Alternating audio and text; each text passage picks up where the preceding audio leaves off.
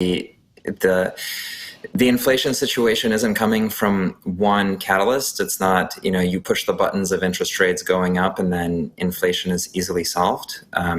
We've had the very large monetary expansion during the COVID time.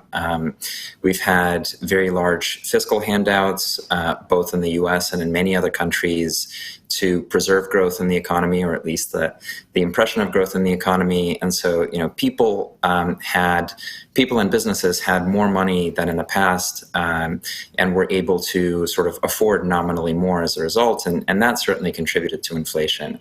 But then on the other side, you have massive supply chain disruptions, which are very real after the pandemic, of kind of manufacturing chains breaking down and supply chains breaking down and materials becoming more expensive.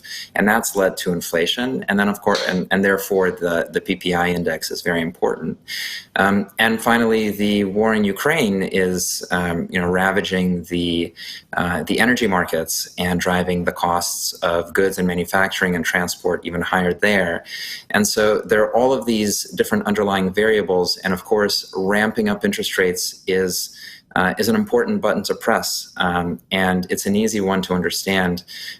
But I think there are many different things that really have to get fixed in the long run for inflation to subside, and that includes the supply side as well as the demand side.